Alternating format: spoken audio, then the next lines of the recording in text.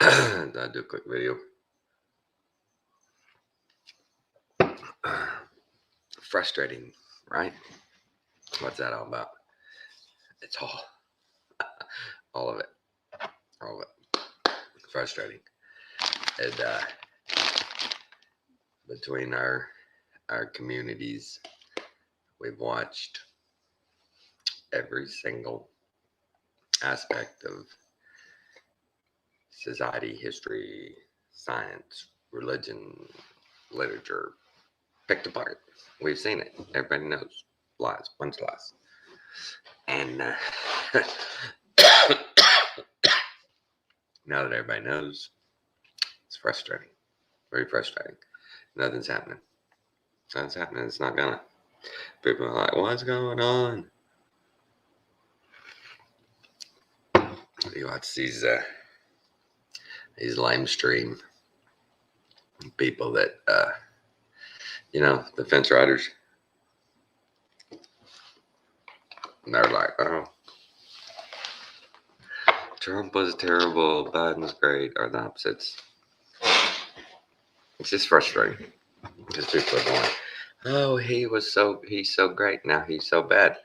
And people go, supply chain issues, inflation, da da da.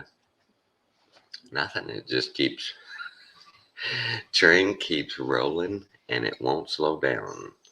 Remember the old locomotive breath? Oh, Charlie stole the handle, and the train keeps rolling and it won't slow down. How do we slow this thing down? You don't.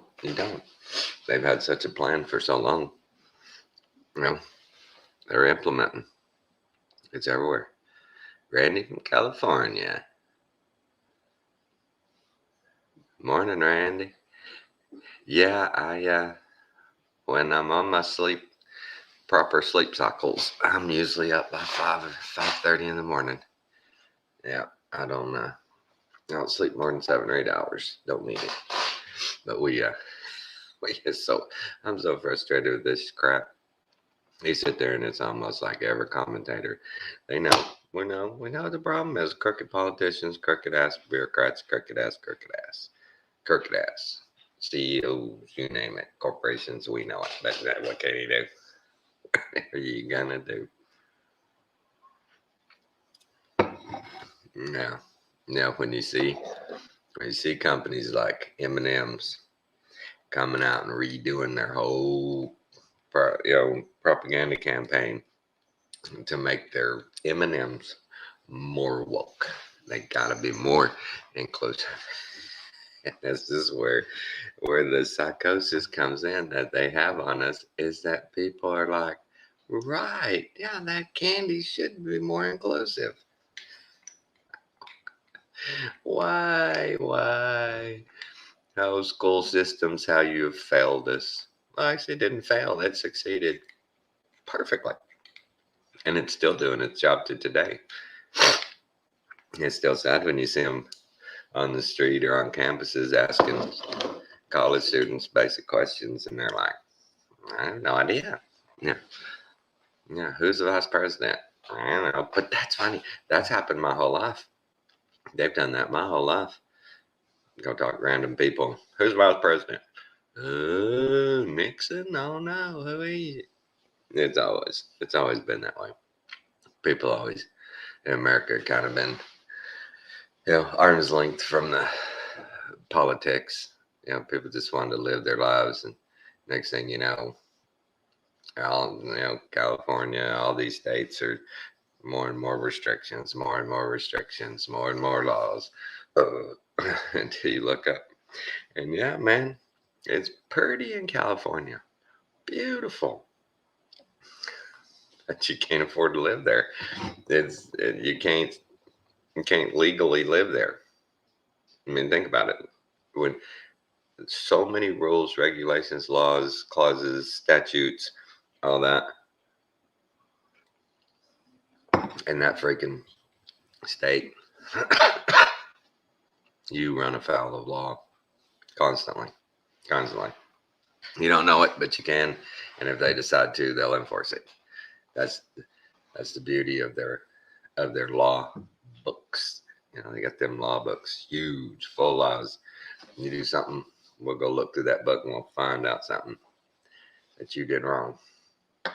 And that's been my question. I've asked it 1,000 times if I've asked it once. At what point does any legislature, I don't care if it's city councils, school boards, states, federal, are they ever going to get rid of any laws? Are they ever going to get rid of laws that are obsolete, don't matter? You know, like you can't milk your neighbor's cow on a Saturday. I mean, just, have they ever gone through and cleaned up the the books and just, let's see what we really do have here for laws, you know, because they've written so many and they've passed so many and they just stack them on top of each other. And it's like, can we take a couple of years and let's just clean it up? Just clean it up. Don't pass any new laws. No new ones. How can we need a new law for anything? I mean, that's just, is there really something out there we haven't covered yet? Is there anything we got to have just pressing legislation? We got to have laws right now for it. That's what I don't understand. I don't get that. I just don't get it. If any of them sons of bitches in the past were doing their job at all, these new Congresses and cut stuff for the rest of our lives shouldn't have to do anything. There should be plenty of everything's done. It's lined out. It's cool. We know our laws. We know our processes. It's all good. You know, and let's just do through the basics. Don't need all this politics anymore. We've written our laws. We know what we need. We know what works. So let's go down that road. But it doesn't happen that way. These guys come in, I want a law like this. Okay. Next guys get in charge. Yeah, we don't like that law. We're going to make one our own. You can't do nothing about it. And it's just, oh my God. We're just pawns, man. We're just pawns in their game. We are the product. We are the product. If you don't know that by now, people, you better wake up. Oh, wake and bake. First one with you guys.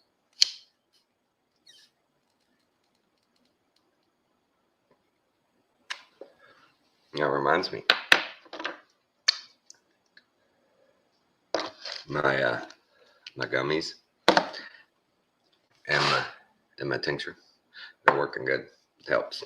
I've got way back on smoking. And if you can't tell, if you've watched my videos in the past, some mornings I wake up and I am sneezing and hucking up goop and just nasty. But since I've backed off on the weed, using the gummies, more clear every morning. Gets better and better. I love it. It's almost like I'm losing a friend, but he's still here. He's really here. But is he gone? Is he here? Is he gone? He's here. I still got him. But you do learn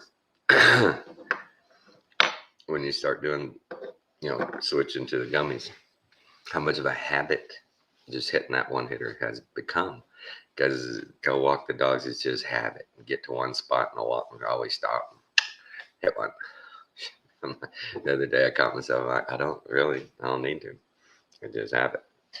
It wasn't any need. It wasn't any any reason. Just habit. But it's all getting so frustrating. Man, it really is. I'm really getting tired of this. Of just the circular freaking commentary on all of it. It's just circular commentary on all of it. And everybody's got their side. Everybody's got their angle. And they're just passing each other. Shoo, shoo. And what do you do? What do you do? I've asked that question a bunch. Here's my calendar.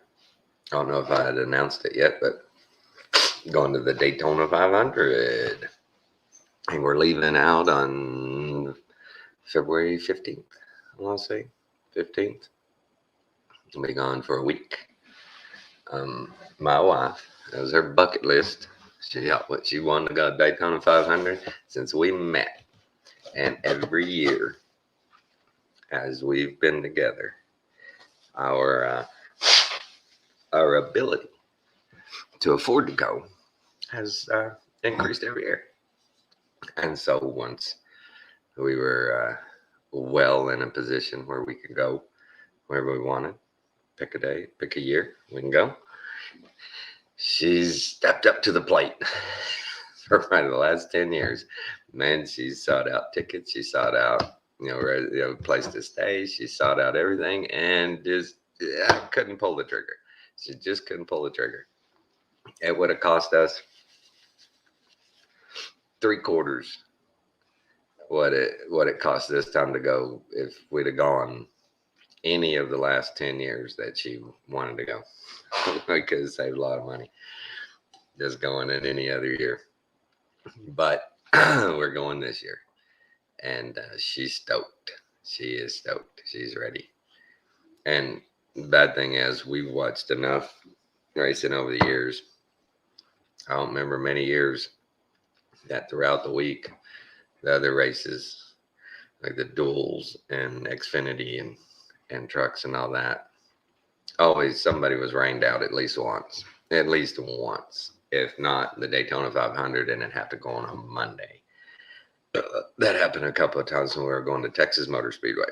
They had terrible weather on the weekend and they raced on Monday. And luckily, Texas Motor Speedway, we were only 2 or 3 hours, about 3 hours from home. So we could stay and watch that race on Monday because we always had Monday as a travel day. So we could always go. Now, if this happens in Daytona, she gonna be mad. She's gonna be real mad. If we get rained out, oh my god. So Randy, if it's 6 o'clock here, it's 4 o'clock in the morning there, and you're up at 4 o'clock, what are you doing up at 4 o'clock? Did you not sleep? And what do you do? Randy, do you want to come on? I'll give you the link. You can come on. Tell me about Cali. We got nothing else to do.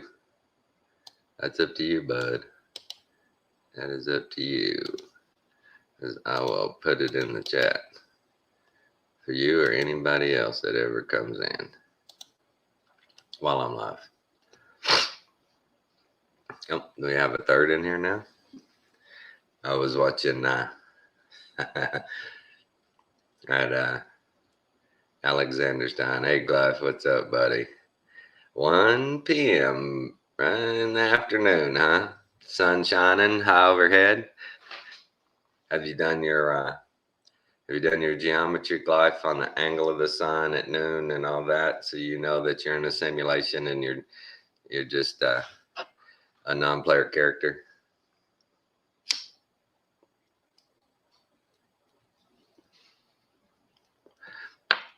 I'm sorry, I've been trying to stomach Dingle and Barry. Oh, Ronnie and Jason, I call them Dingleberry. And been trying to watch them, man. And wow, some people, man, even if they're right, are just so hard to listen to give credit to give them the credence. Hey, Flat Fact, what's up? But it's so hard to watch those guys because they're so just, I guess, arrogant. Hey, Ella. So anybody, the link's in the chat if anybody wants to come in. But watching those guys, it's somebody had a point of contention with them, and they said, well, it's in X and X book. And she's like, wait a minute. We're talking about God and the kingdom of heaven here. Let's just deal with the 66 books and come with your answers from there. And they're like, see, you people are dumb. If you say something like that, only the 66 books count, then you're wrong. And you're never going to understand the truth. And you're never going to, and it's like, You're sitting there talking about how the book is 100% right, that the Bible is 100% right, but then you tell people you have to go read this extra biblical literature or you're never going to understand the Bible. And sorry, dude, just because you couldn't doesn't mean other people can't. You know, that's your shortcoming.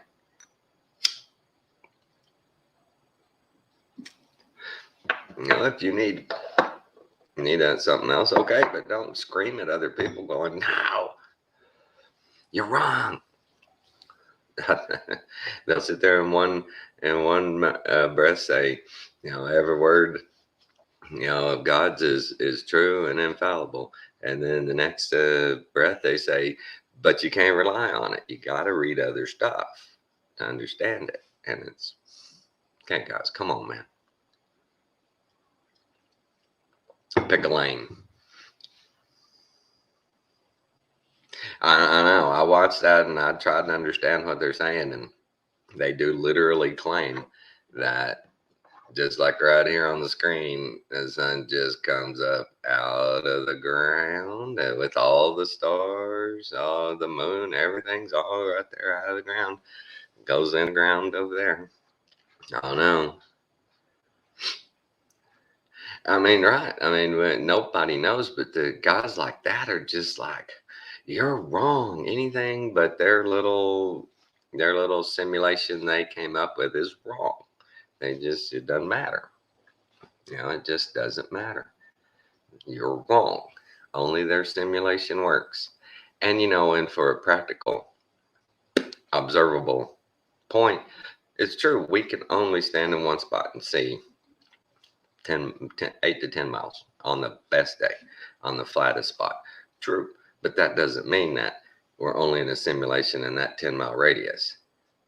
You know, they say wherever you are, you're in a local simulation and your sun's going to come out of the ground in your visual range and go down in your visual range. And that's the way it is. It's done. It's not going anywhere else but in your sphere of sight, they call it.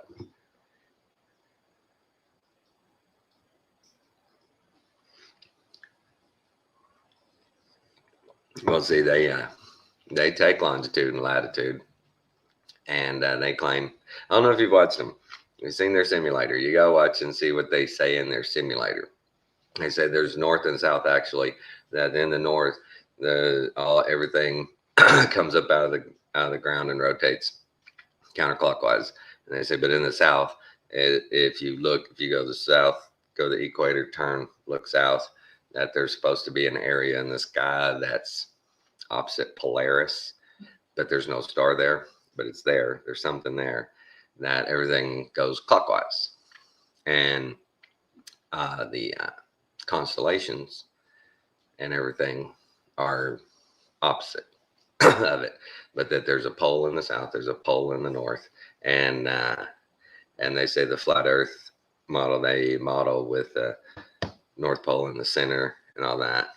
Yeah, you've seen them flat, and it's like, you know, you guys, that is a visual. That's what we see visually, and you know, because you say if you stand in one point and you get 90 of the sun overhead, and you do the angles, you can plot out all of that. And it's like, but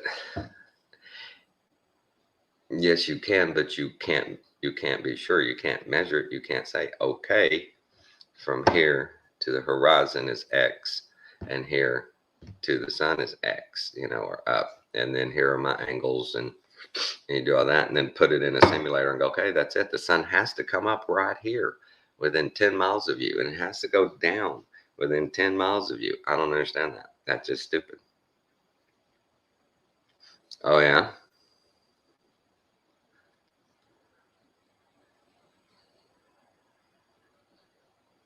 Right.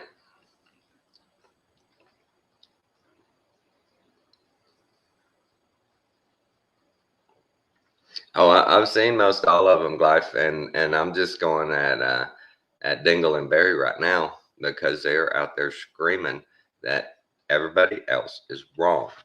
Everything else is wrong. Only theirs is right. And until you understand that, you're an idiot. You're just totally an idiot. And they crap all over Dave Weiss's stuff. Everything Dave Weiss does, they just crap on it. And they don't disprove it. They just say because of their model, it's wrong. Yeah, they are. They are a waste of time. And it drives me nuts that everything's just wrong. And good morning, Ella. How are you? Hey, how you going? I'm hanging in there, girlfriend. Oh, prayers for you, brother. Prayers. All is It's good. just, Thank you. it's unreal at the moment, isn't it? So I've been saying there's been a really nasty, vile spirit around for the last 8 months on YouTube, and it's Right. just going around from group to group, and yep. Yep. I think that the crazy part about it is, is it's all started out as truth community. Mhm. And as the flat earth and truth started meshing together, the secularist supposed truthers and the Christian truthers weren't ever able to come together. They were never able to come together and go, okay, this isn't about religion or anything. This is about facts of where we live. They just couldn't do it. And they just It's keep sad. shooting at each other. They just keep shooting. It's a circular firing squad right now. It's like a circle of never-ending attacks, you know. Yeah. Yeah, and they can't stop themselves. One side thinks they're more right than the other side, you know. The old ego. The old ego. Yep. The pride, the ego, all of it, you know. And they all scream Jesus in the Bible and it's all love and the Lord, but you're an idiot. It's frustrating, isn't it? You're an you idiot. know, like it does say in the Bible, like Jesus wants us to love each other, you know. Yeah. Work with and then each you other, get talk to each other, you know, and figure sort it it out. out, and then if you do start talking to someone about the situation that's going on, and you know, trying to rebuke some of the stuff going on, you get called a gossiper and you know, all these derogatory, nasty names. And it's not just Christians that it's happening to, it's happening to other people that I know that aren't Christians. There's sort of like infighting in groups. It's just ego, man. Oh, I know, it's scary. Flat fact, you know, see, people like you need to come on here, man, and lay down some facts on us, brother. You need to Share come what on you here know, mate. sometime. Some people are I know it's scary for people to get on the air live, but I thought it was, but it's not. But dude, you sound like you got some knowledge to lay down. We're here for you. And like that comment there, I find it really frustrating, you know, people claim to be Christians and then in the next comment, you know, they're swearing and carrying on and that they're right and no one else is right. And, you know, it's just, it scares Zero people humility. away. Yeah, it scares people away from the gospel and learning the ways of living righteously with Jesus, you know? Lady. I'm sorry, flat fact. I'm terrible with who people are. Oh, you have a channel. We'll put your link in here. I didn't know you had a channel. Give us your link. Give us your link. I'm interested in any new information or good, true information. Hi, Glyph. But watching all this, it hit me yesterday, watching video after video that is so frustrating that these people will all say the same thing until they get to one point and then they split and then you're an idiot. No, you're an idiot. But you just agreed on 90% of everything, but you're so egotistical. You're so full of yourself. You want your clicks. You want your likes, you know, that it doesn't matter. Yeah. I'll say hello to Randy too. Yeah. What did I see? Tasmania. I went all the way to... Are you from Australia, flat fact? Well, yeah. I mean, where are you from, girlfriend? Yeah, copy and paste us a link in the chat and we'll send everybody over there to check it out. Yeah, we'll give you a shout out and, you know, help you get some out there. Shoot out. You may become a product on here. We had a good day today. It's so lovely. Is it pretty there? Summer. Yeah. It's cold. Yeah, it's been a really good day. Let me see what the temperature is outside right now. I haven't even looked. Gotta go to the shop. Okay. Let's see. It's 28 degrees and clear. It's about 21 degrees Celsius here at the moment. Oh, I'm talking Fahrenheit. Yeah, it's about Celsius here at the moment.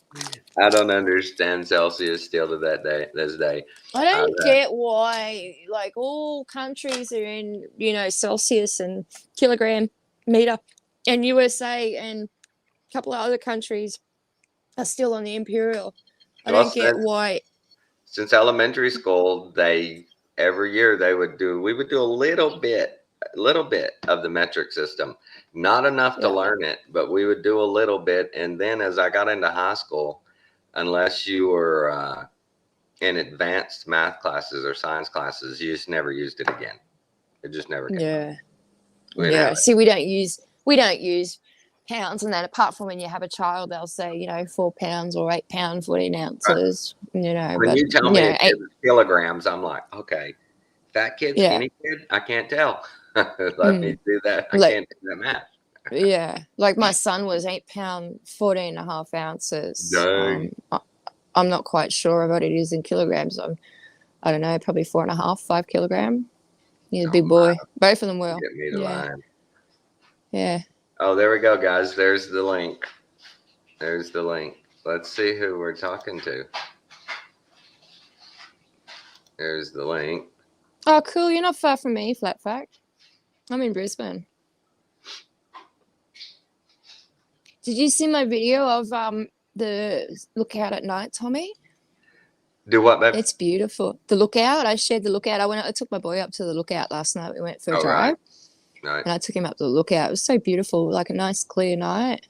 Do us like I got a comment saying, oh, my playlist was updated, I was away, and it's like, how pathetic is that to be making comments like that and bitching that I don't respond to comments. I actually have a life, and I don't sit on YouTube 24 hours a day looking for comments of what someone said or not. Do you know what I mean? I feel bad because I don't care. I don't look at that stuff much, and when I do, I feel bad that, oh my God, this was 4 days ago.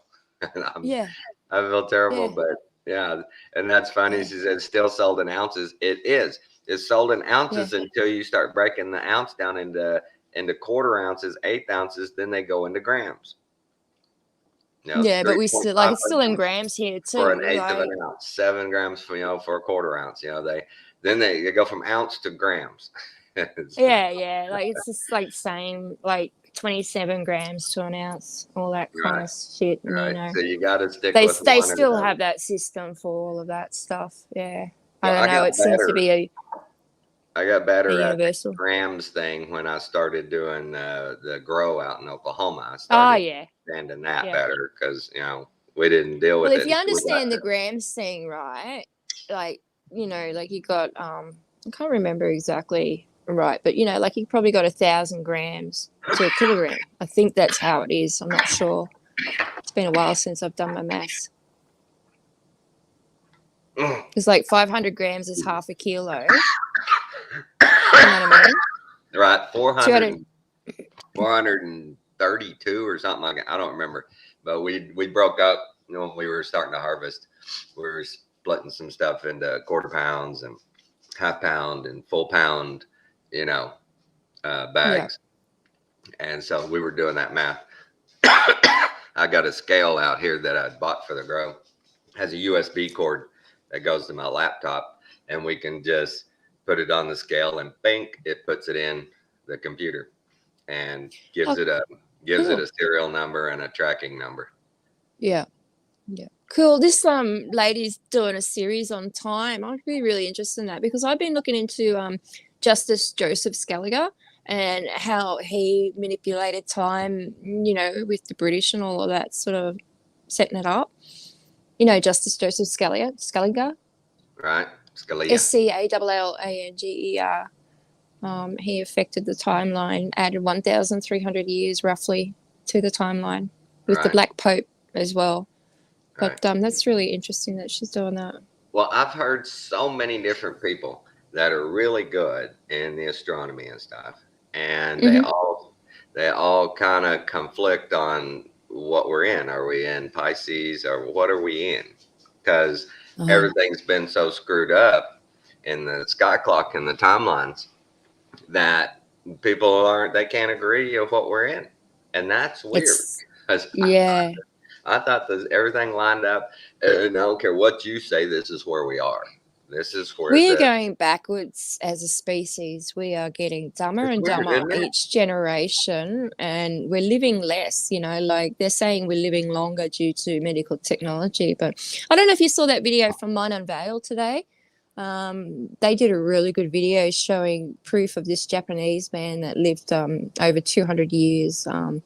And the way to his longevity, and his master lived over 500 years, and they had a lot cleaner air and water back then, and all the food and whatnot. But just really interesting. You should check it out with Mine Unveiled. And they showed these little creatures in Thailand that were sitting there, and they're like, the sound is like a clarinet sound, and these people were canoeing, and all of a sudden there's like 30, 40 of these creatures just sitting on the rocks playing music and playing around, and they were startled. They didn't know what to do. They kept playing the music, and then a couple of days later they said it was all an art show, but when they did the art show, the people to what was actually shown isn't the same. Do you know what I mean? Like they're just no way that they were real creatures. Do you know what I mean? And they're trying to make out they're not. Yeah. We they set went all this up. It was, damage control, you know what I mean? But they were real creatures, and we know nothing about our world. There's so much that's been hidden from us. I think it's a bit egotistical of humanity to think that we are the only people in this universal world. Do you know what I mean? Right. We can't be the only intelligent species out there. I don't believe that. And that's why I mean, other people might have different beliefs, and that's the other thing. If someone's got different beliefs, you shouldn't have to get into a conflict over it. Do you know what I mean? Like, so what if someone's got like a different belief about something? Don't get into a fight. There's so much knowledge you can gain from people. You know what I mean? Don't fight about it. Well, the thing that really, really gripes me is the ones that they argue about things we all agree nobody knows. We can't know. There's just these things that we can't know. How far sun, moon, all that. We just can't physically know that. We can't quantify it exactly, but they still fight over it. Yeah. You can't just come to agreement that, okay, these things we definitely don't know. But these things we can observe, and we all agree. We all agree, right? We can observe these things, and this feels right. This feels closer to fact and truth than this story. Because this story we can't even observe. Yeah, I think part of that. I think part of that division and separation is so we don't work together and grow and actually find out what it is. Do you know what I mean? Because if we came together, that'd be such a momentous thing, for humanity to just put their differences aside and say, hey, let's work out what this is together. Put everything aside. Leave your emotions at the door. Don't bring your emotions into it. And let's just work it out together, Right. Well, and that's going to happen, but it ain't going to happen till the Camp of Saints comes together. Yeah. That's where it's going to happen. That's where people are going to come together, and they're going to work it out, and they're going to survive together. And the needs outside. I heard a deal. I watched a deal yesterday, and there's a guy that says there's people out there that make cell phones. They're making cell phones for an alternate grid. That they're already got an alternate grid working, and they make these cell phones that work on that grid, and they don't work on the other. Yeah. Oh. That was interesting. I was like, all right, we're going to need that, because that's what they were talking about. Going forward, you're going to need each individual, basically, aspect of life, people that are experienced in that stuff, and then everybody's going to have to work together. And it's going to take all those people, because they're saying, how are we going to do it without the technology, without, mainstream society and communications? Well, we are, because there are people out there that understand the communications, they understand the cell phone technology, and they can set that up with help from people like us. Okay, what do you need from me? And they, we can learn, we can learn how to do these things. And that's just the way it's going to have to be. We're going to have to separate from them, because we know what they want. We know where they're going. We know their end goal, and that's not ours. Our end goal and their end goal is not the same. It's We're sad, trying, but isn't it? we're all trying, thank God, to stay Yeah. on this narrow path. And It is. it's hard. But old It's very Dingleberry, narrow. they offer the widest freaking lane out there. They just, Mm. man, you can jump in with them anywhere on the spectrum as long as you don't disagree with them. Yeah, don't rock the boat. Yeah. Don't And that's disagree with sad them. Yeah. because both sides can learn so much from each other. There's so much more to learn. Like everyone has different bits of information that can help the other one grow, and yet they're just too pig-headed to, bite their tongue for 5 minutes and learn. But that's also you got to realize with a lot of them, especially in the upper levels, it's just greed. They know the truth. It's just they get paid to go the opposite way of it. It pays better. Yeah. Yeah, I know. It just pays better to follow the narrative you've been given. So what if that's true? This is what we're selling. This is our product. Okay, I'm a CEO. I sell things. I make money. That's what I do.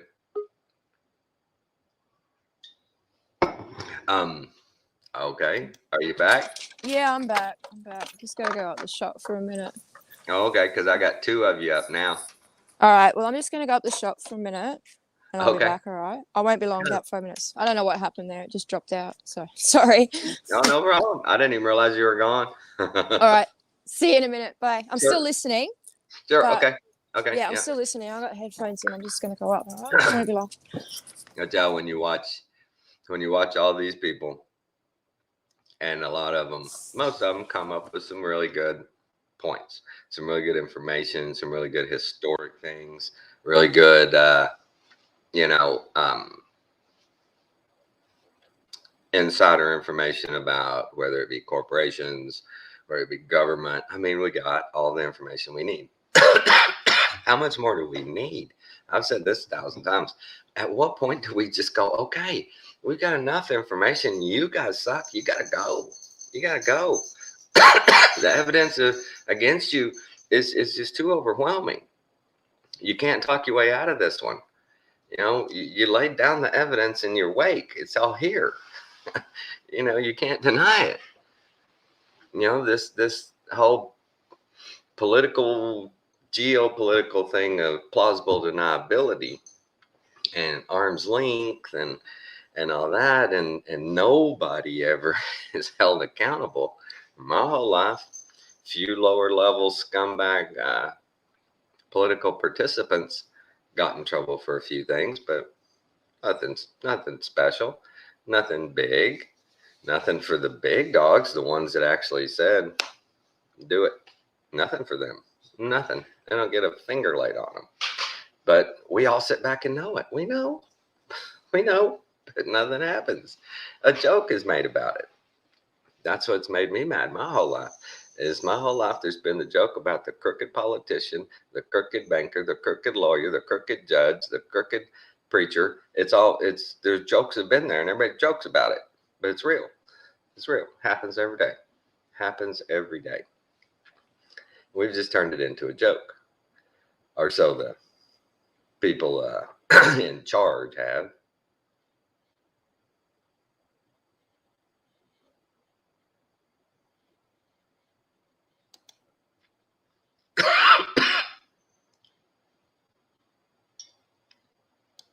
Who, Dingle and Barry,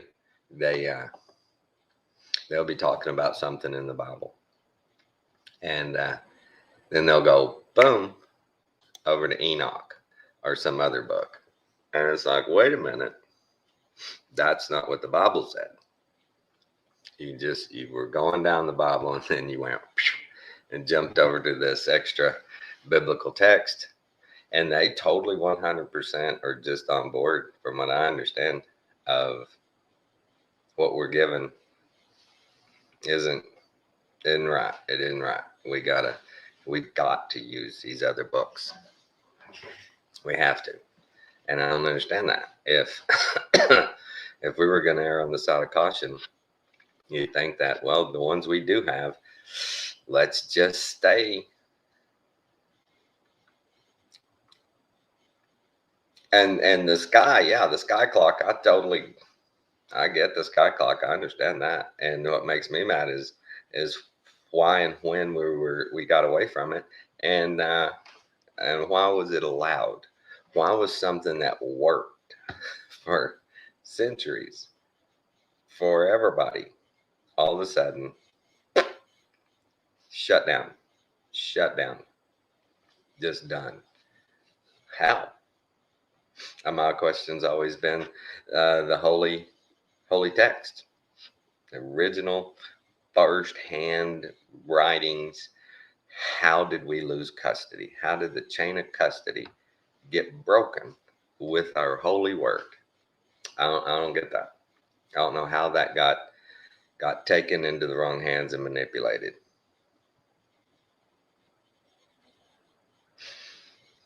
Oh, sure, Clive. Oh, sure. And that's something that a lot of those people refuse to acknowledge, is that the third of the stars, the third of the people, the third of the animals, all of that.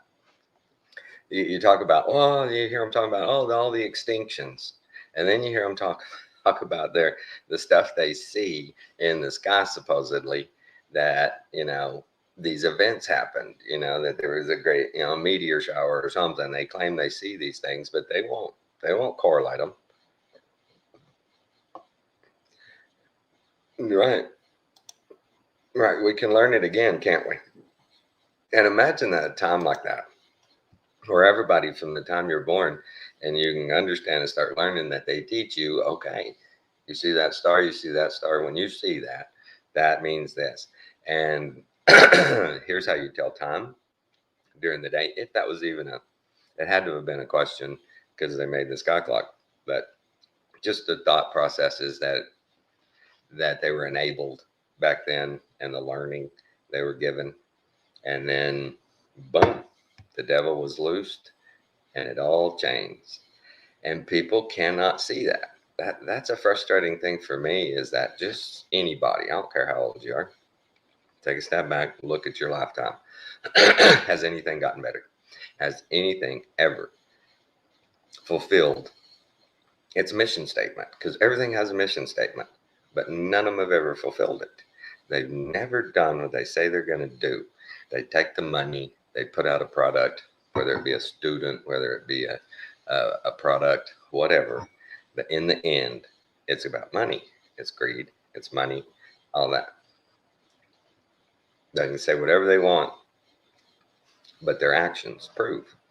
And if we can't see that the devil is in every single institution, he's bored his way in, he's running, he's in control. And for those of us who see it and realize it, I think we're way better off on a day-to-day basis, because like I talked about the other day, the peace and the comfort and the content I have can only be measured, through my faith. Because without my faith, you look around, and like I said before, I could be one of those angry guys sitting here on YouTube, hollering, screaming at people, telling them how stupid they are, how they're wrong, you're wrong, you're wrong. I could be doing that. But, with my faith, and I'm not even compelled to go there. I keep being more pushed to the side of, wow, take a deep breath, everybody, come on, calm down.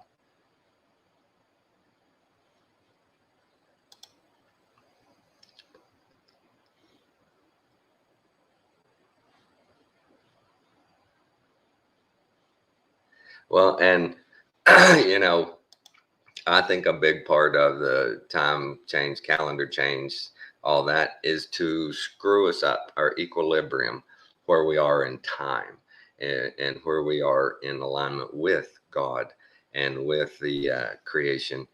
And they've got us off. We're off skew, and we've known it our whole lives. There's always been a little uncomfortable feeling for me that, all these things they're telling us, just weird. And, they can't explain things, and when it finally hit me, the first time I noticed the moon and the sun in the sky together, almost parallel, and it's only a quarter moon, but it's a full sun. And they told me the only reason the moon's lit up is because the sun's shining on it. And I looked and I went, that's stupid, because the sun is shining right on it right now. And there's only a quarter of moon. Wait a minute, I've been lied to. This ain't cool. What color is the sun? You know, over the last several years, I've done several sunrise, sunset pictures, and out in West Texas. Here out in Southeast, down here in the Gulf, I can't see sunrise and sunset because of the trees. I don't see them till it's way up. And so out in West Texas, it was all different colors. Sometimes it was almost a white, and then it was a yellow, and then it's an orange. I've seen it many different colors, and it's all due to the atmosphere. I understand that, due to the atmosphere and refraction and stuff. But yeah, several colors. It's several colors. And okay, no problem.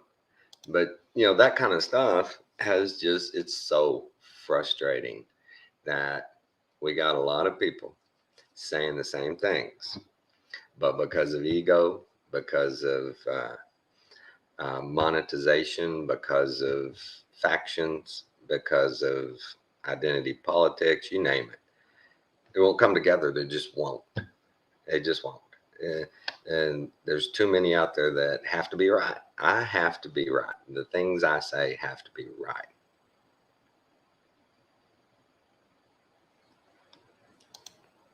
Yeah, I know. Out in West Texas, many sunrises and sunsets are damn near white. Exactly. They're damn near white. Now, the clouds that they're illuminating, they'll be more oranges as it goes through it, but that's refraction. That's the filter effect. I understand that. But yeah, more white than anything. I know when I was a kid, man, in the summers, middle of summer, woo, that was a white hot sun. White hot. How about that? How about there in Australia for you? Oh, the sun is so hot. Like hot you go sun? out, yeah, you go out in it, right? In a couple of minutes, your skin is burning, like literally like beetroot sort of burning straight away. Right. And the UV index, like in 93, I remember them on the news every night saying, oh, yeah, the UV index is, 3.5 in the middle of the day, which is high, and it'll drop back down to 2 in the afternoon, right? Our UV index at the moment is going up to 16 sometimes in summer during the day. Last year, it went up to 18. Wow, that's a radiation. Don't know. Yeah, I don't know what it is about Australia. They say there was a hole in the ozone layer, but there's something different with the sun and the way it burns. Even like Dad, he's been overseas all over the world, and he said the same thing about it. It's just something different. It just instantly burns. You know what I mean? It's weird, really weird. Right. It's almost like it's got no filters. It's almost like you're getting direct sunlight with no filter from the atmosphere. Yeah. Like my son, when he was young, I always had sunscreen and hats on him, and his father took him out fishing one day, and it was a cloudy day. It was only for an hour, and he come back and his ears were red raw because he didn't have sunscreen on, and shoulders were burnt, and it just happened so quick. It just and there's been a few times where I've actually had to go to hospital for sunburn. Right. And I've been in West Texas. I've had some of the worst sunburns on cloudy days. Yeah, it does happen on cloudy days. Yeah. You sit there and you think, oh, it's cloudy. I don't need anything. I've played golf, man, and partly cloudy day. Next thing I know, shoot, man, I'm burned up. Yeah, that's like people think, oh yeah, it's cloudy. I don't need to worry about sunscreen and everything else like that, and they get sort of misguided by it. Really. Yeah, the deal that Flat Fact says here about noon being the measurement, time and stuff. And these people I've heard several different conflicting versions of how they're doing their measurement. I've heard some people say that, well, there's well over a third of the flat earth that you'll never be 90 degrees under the sun. And then I've heard Yeah. people that say, well, wherever you are, when you get to noon, the sun's going to be right overhead. Can I say something to that? When I was a child, we lived out on massive properties and we didn't have watches, and we knew when the sun was directly above us, it was high noon. Right. And the last 20 to 30 years, it goes up on like an arc. It's not rising and setting. I'm a sunrise and sunset person. I love the sunsets and sunrise. The sun Right. used to be yellow to me. It's white now. And I've been watching it, and the way it comes up now, it's coming up too far south, and then it arcs up to the north. So we're moved or the sun's moved, one of them, and no one's really noticed, you know. Right. And then 2008, something happened to the moon in 2008 when we were here, and it totally changed as well. Right. Yeah, And it's not the same. for me, honest truth, I never even thought to look up. I never even thought Mhm. look up and see what's going on up there. Oh, I always look up. Yeah. I never did for the longest time. It's been just in the last maybe 5-6 years that I started looking up, and I Oh, started. really? Yeah, Oh, I was wow. one of the sleep ones. I was just walking Wow. ahead, believing everything that they told me, and being like so amazed. Oh, cool, you know. George W. Bush said we're going back to the moon. Bill Clinton said we're going back to the moon. Obama, Bush, they all said we're going back to the moon. Trump said we're going back to the moon, and we've never gone back to the moon. It'll never happen because they've got Uh, to admit that the moon is inside the dome. It'll never happen. You know, they'll have to admit we're in a closed space and they're full of lies. Do you know what I mean? yeah. But watching the sky is what really opened my mind up to the lies of this world. As a child, I watched it and I used to say, why? Why is it like that? Why? Why is that happening? You know, and then as I got older, I started noticing the sort of subtle differences. It's not really something that happens fast, but it's slowly over time these differences come into play. And people don't notice them because they're too busy with life, you know? Yeah. So, Yeah. I never, I thought that if I wanted to understand or even learn something or get information about the sun, moon, stars, I'd just click on, some weather site and they'd tell me where the sun's going and where it's going, coming up and going down. And if I wanted to know that, that's all I need to do. And it'd all be true. I wouldn't have to ask beyond that until yeah. I started learning some truth. And I was like, wait a minute, you're kidding me. Hey, Why flat fact, I'm sorry to interrupt, Tommy. I'm talking about places out in central Queensland. That's where I grew up at. Longreach out towards Roma, in the middle of sort of Queensland. So, yeah. Sorry to interrupt, Tommy. Hi, Muddy Dolphin. No, she Muddy had Orphan, hey. she had addressed your deal because, like you said, you remember a yellow sun, orange top sun, but now it's white. And she said she's always been an artist and she's never seen a yellow sun. That's the point. Because, like I said, I've witnessed all shades of it living out here in West Texas. I remember as a kid, I remember it mostly being really closer to white than anything. And then as Really? gone on, it's according to the time of year, but it'll be more oranges at certain parts, and then it'll be it'll be more to a yellow, and then more to a white. I've witnessed all three, to be honest. And like I said, right now, I know yesterday outside we were even commenting about it. It's pretty much white, and even on sunrise, it's white. Yeah. But back in the summer, it was big orange sucker, man. And it does seem to me that sometimes of the year it just seems bigger and closer. It does. Yeah. And it just I can't measure it and prove it, but it just feels that way. You know what I'm saying? Yeah. Yeah, I know what you mean. And I know Longreach is not in the tropical zone, but I'm just saying that when I was a child, the sun was directly above my head out west. I know it's not in the tropical zone, but yeah. Yeah, I know what you're saying, Tommy. Yeah. It just for whatever reason, everybody's done it, that you walked outside, whether it be morning or not, and you bam, you saw the moon or the sun and went, whoa, that's a big sumbitch. You know, Yeah. we've all done it. We've all, man, look Yeah. at that moon tonight. Yeah. And it's just But ridiculous. the last sort of since 2008, I haven't seen the moon big. Like we don't get any big pedigree moons like we used to. Do you know what I Right. mean? Where they were really big as they were rising and they were really big in the sky. We just don't seem to get them anymore.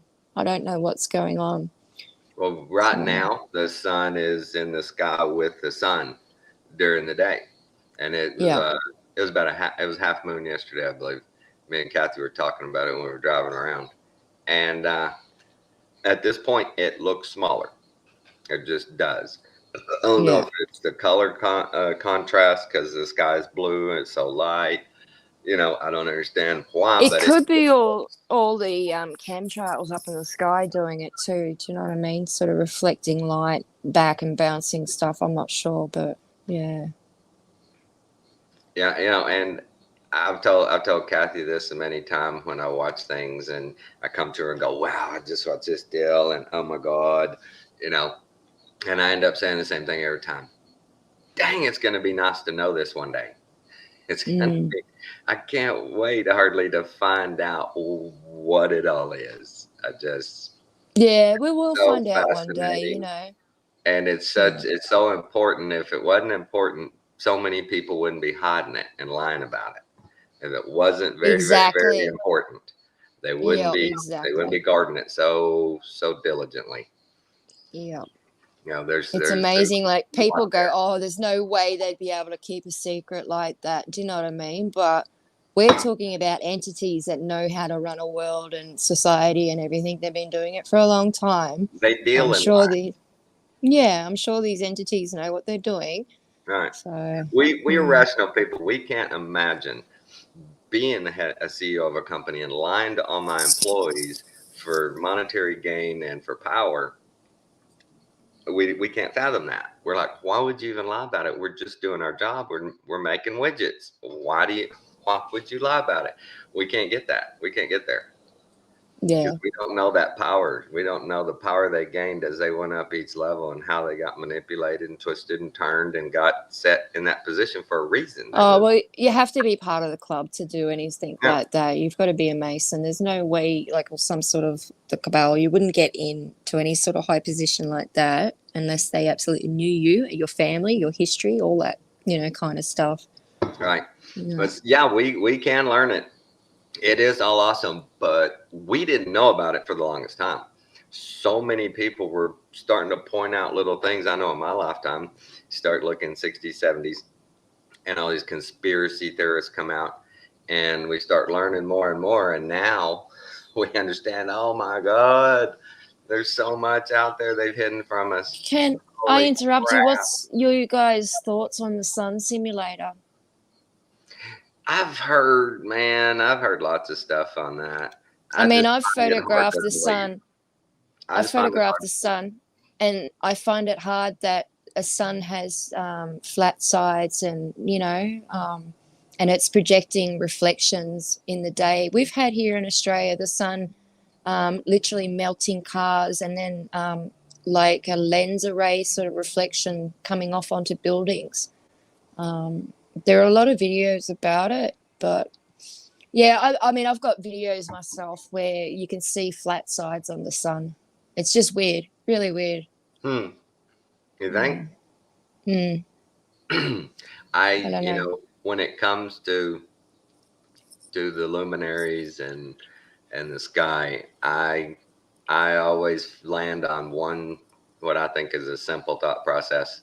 Is since the Bible told us He separated the waters above from the waters below, that the waters above, because water comes, they've broken it down into 30 something different forms of water, Mm. that those luminaries can just be frequency in that water, you Oh, it's know, all frequency. Yeah. Yeah. just frequency in that water. And we see it as light. And it's there for a reason. It's Hmm. in that medium, going where it goes, being where it is for a reason. Well, without it, there'd be no life here. Do you know what I mean? But Right. the thing I question is, what if the sun is actually going into its final stage and starting to die? Do you know what I mean? Or something's blocking it, like coming in and casting I a would shadow on the err more earth. on the side of we're trying to artificially stop it than it's burning out on its own. Yeah, because like China's gone and built their artificial moon and artificial sun. I just find it off that these big countries are going to such effort to Right. do these sort of projects. Why are they doing these projects? What are they preparing for? Right. The Bible talking about measuring the sky and the moon. It's always struck me the way that that's stated, because it says, who can measure the sun and the skies and all that? Is that a question, a rhetorical question, or is it a straightforward question? Who can do it? A challenge. Only God can do it. I know, we know he can do it, but is he saying who among men can do it? Can you? Is it challenging man? Yeah. Is it Is it a challenging challenge? man Who to can do do it? this? Yeah. Who can find that knowledge? Who can get close enough, to the word to do it? Who? I mean, the Bible is full of little, secrets Because, and like she messages. says, it does pretty much give us a mandate to try. Oh yeah, it does. I mean, the Bible is encoded with hidden messages, so So I suppose I if always you took that as a question of, okay, who can do it? a challenge accepted. Yeah, who can do this? Yeah. Because once you do, what will you learn? What will you know then? What will be revealed? And I'm gonna quit using the word knowledge, because people, that's what the secular world's doing. That's what the Satanists think will get them to be like gods more than anything, is knowledge. And they want to hide that knowledge, and they want to keep it to themselves for just you're back. And and that's what they want. They want knowledge. I want God to reveal truth. I'm here. I saw you drop off. There you go again. But that's where I come at it from, is that I want God to reveal the truth. I'm not seeking man's knowledge. The things they put into a book and say, now this is knowledge right here. I'm gonna keep arm's length from a lot of that. You know what I mean? It's a lot to discern when you start going through their literature. Oh, I think all of that sort of stuff is only going to distract you and cause you problems. Do you know what I mean? Unfortunately, like they've always done, they always put some truth in there. Yeah, I know. It's frustrating. They put some in there, so you can't ignore it. You have to know what they're what they're putting out. That's like I listen to everyone. Like, I don't hate anyone. Do you know what I mean? I just hate the behaviors that people show when they get like that. You know what I mean? I try to listen to the other side a lot too, and I'll usually always get to a point where I just can't listen anymore. But that's how you learn. They have so much knowledge to offer. You know what I mean? Like, if only we could come together and put all this petty stuff beside. Leave your feelings, emotions at the door when you come in, and let's talk about it. Like you're saying at the start. But it's just man's ego and pride that won't do it. It's not at a particular person. It's like man in general, like human nature. Do you know what I mean? Right. For me, I don't want people to leave their feelings at the door. I want them to come in with a godly, loving heart and discernment and intent. Of course, I mean that, like always. Do you know what I mean? But malice your petty feelings. stuff. That's what I mean. Yeah, you're not welcome here. I just don't mind saying it. You're not welcome here. That's what I mean, Tommy. It's all frustrating that people do that. Do you know what I mean? It just causes strife and and it's like those two guys. I would have no interest in debating them, because I know they can't keep personal attacks out of it. They can't keep their feelings out of it. That's what I mean. Like leave those sort of feelings at the door, the personal attacks. There's no need for it. Do you know what I mean? Yeah, they can't honestly look at something and listen to somebody and go, okay, a lot of that is really smart, but I don't see this part. Okay, well, tell me you're part of that, but don't sit there and tell me you're a fucking retard.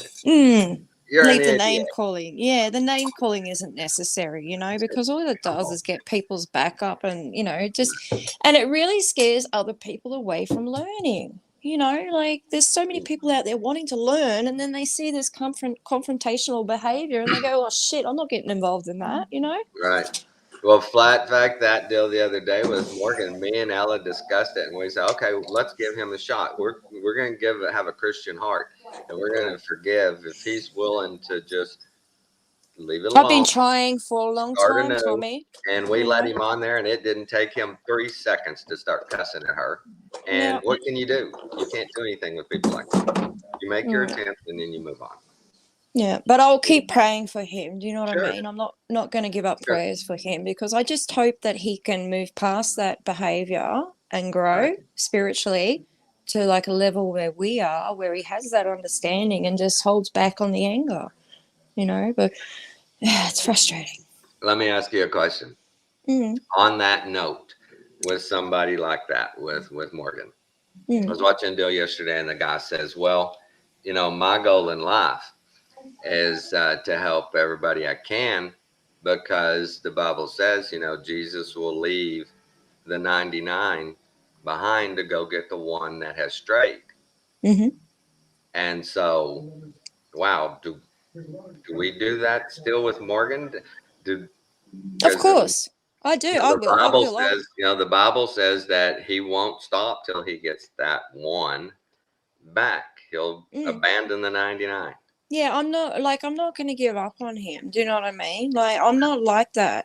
I mean, I was him 20 years ago, and Hey, Ashley. He's been hurt. He's been really hurt. And I had people that supported me and guided me and helped me. He has no support. Do you know what I mean? He has no real friends.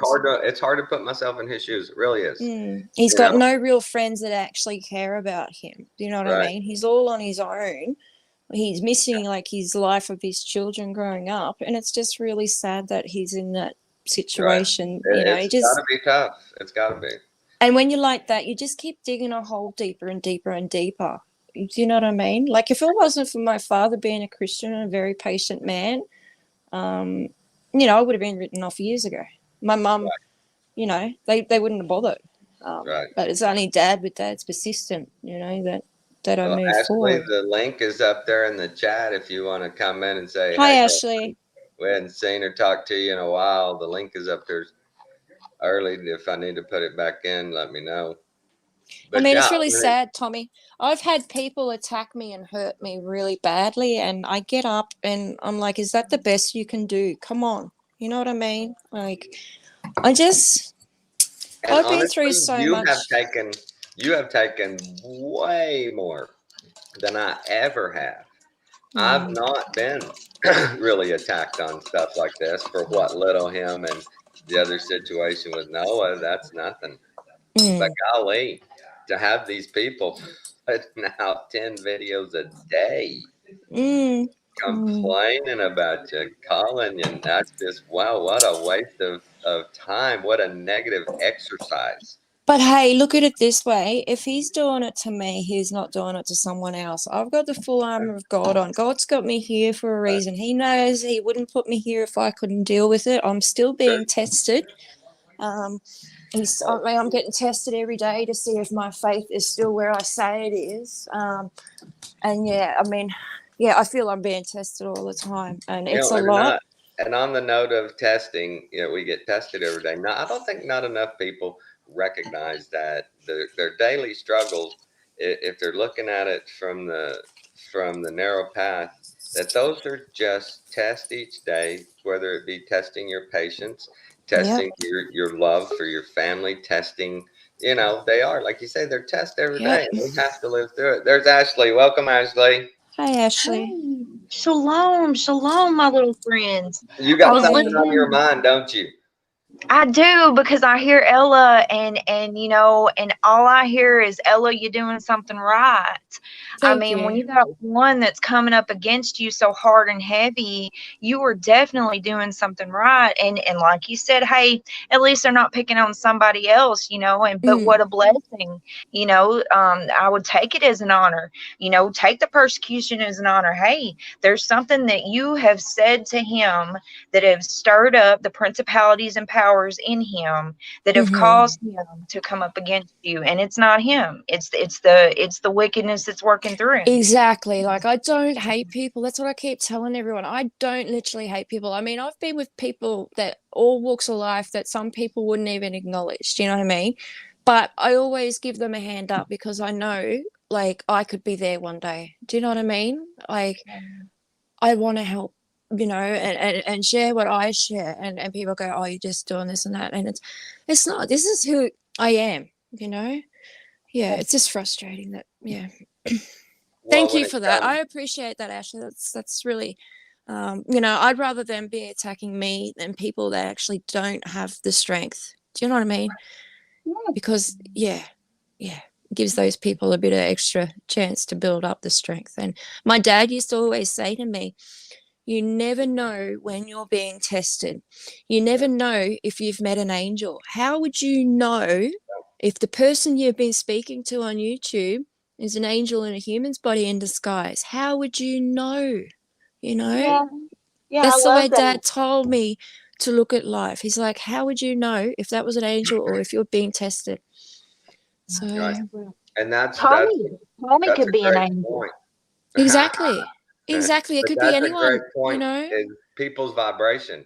That's people's vibration. You know, you heard it in the '60s. Wow, man, the vibe here is really Yeah. cool. Well, that's so true. Or Yeah. the negative vibration. It's so true. But we've ignored it our whole life. Mm, Most people just ignore that vibration, yeah. and cut against it. And it's like, wait a minute, if it doesn't feel right, that vibration, then it's probably not. Exactly. Like You if know, you get a gut feeling, like when you meet someone and you can feel like a strong vibe coming right? from them, and your gut saying, don't trust this person, go with your gut because, Right. your gut, your body, your mind, heart is probably telling you the truth. Do you know what I mean? Like if you get tuned in, you can generally pick these people. And I think that's what's upset these two more than anything is because I'm tuned in and I picked it out straight away, and yeah. Yeah, it's one of those deals that so many people, have their blinders on. They got their blinders on, and Yeah. they're unwilling. They're unwilling to say, okay, like we're talking about Morgan. This person's hurt. It's not personal. It's not Yeah. personal. I just Yeah. happened to be in the path and said the right words that, like she said, it lit up those evil principalities, beings, whatever in him, and that's the only way he knows to answer. Yeah, I mean that's what I'm saying. Like you That's the can't, only. yeah, and because it's learned behavior, like I know a lot about learned behavior and all those sort of things that he's fighting. That was me 20 years ago. Like he says I know nothing about what he's going through, and I just want to reach out and reach through the screen and just shake him and say, "Listen, boy, I'm trying to save you some pain. You might be older than me, but I've been through it when I was younger. I've been on the street since I was 13. I grew up pretty fast. Right. Well, Yeah. I've stopped a long time ago pretending to even have any inkling of knowledge of what you've gone through or Ashley's gone through. I mean, I'm not going to prejudge you. I have no idea that road you've been down. Mm, No idea. no. Your road might have been just smooth, or you might have had hell on earth. I don't Oh, know. it's been hell on earth, like and I wouldn't change my life for anything. Do you know what I mean? Because yes, it's been hell. Yes, I'm at the point where I cannot cry. Like I said in my video the other day, the only thing that would make me cry is my boy. Right. Um, because I'm beyond the point of crying over petty things because I've been through it all. I've been through the broken heart. I've been through the deaths. I've been through the suicide stuff. I've been through all of those sort of, I was abused by my brother. I've been attacked on the many times. I've just been through it all, and I just want to help people so they don't go through it and help them when they're dealing with it. instead of bottling all those feelings up like I did for all those years and sought alcohol or drugs or other things. And that's not the answer, because when you do that, you're only masking those problems. You know, when you wake up the next day, those problems are still going to be there. They're not going to go away. And you're going to be hitting that brick wall again, and you're going to be reaching out for a clutch to take the day away. Now, Jesus carries me. Do you know what I mean? I got goosebumps just saying it. I don't have an urge to drink. I don't have an urge to do drugs. And I'm blessed in life in the heart with Jesus. He carries me, you know? Right. You know, and I feel like your story, mine, I've been so blessed. I've not lost a close family member yet. My parents are alive. My brother's still alive. My cousins, you know, any of the cousins I was close to, or aunts and uncles I was really close to, which was only a couple, are all still alive. I haven't had anything close like that happen yet. And I feel blessed, but it's also, you know, I know it's coming. I know it's coming, and it's stacking up. And there's going to come a point where I lose a lot of people probably. And those emotions like can sometimes override you, and you get overwhelmed, and you feel lost in this world, and you feel unloved, and you know that no one, like, what are you going to do now? You've got no one. Do you know what I mean? Like, all these emotions come piling in. Like I said to you, I don't know if you remember, my best friend got murdered when I was 9-year-old. She got abducted, and I got abducted the week before. I got away. You know, she didn't. You know what I mean? Like, it's... And then a lot of that, even now, that is still on the police system as historical rape. It's still on the system. I can't bear myself to walk into the police station and write everything down, and you know what I mean? He's dead. What's that going to achieve? Do you know what I mean? It's not going to, you know, what they say, let the sleeping dogs lie. Do you know what I mean? Like, the bloke's dead. I've been baptized. I've put all my pain and emotion over to Jesus. I forgave him. Do you know what I mean? Like, it was hard. It took me a long time. But to move on in life, you've got to forgive. If someone has hurt you, either emotionally or physically, it's going to destroy your soul if you cannot forgive them. That's what eats you up and destroys your soul. Well, so many people don't even come to that thought process of forgiving. Once they hate you, once they got it in for you, you ain't gonna ever turn back. They're not gonna forgive you. They're gone. That's like my brother. Programming. That's the way they see the world. They're not gonna change. They don't understand Christ. They don't understand faith, forgiveness, love, charity. They don't understand any of that. Yeah, because they've never been through it or had it. Like my brother that I used to be close to, I mean, I haven't seen him for a long time. I see him in passing, but he won't speak to me.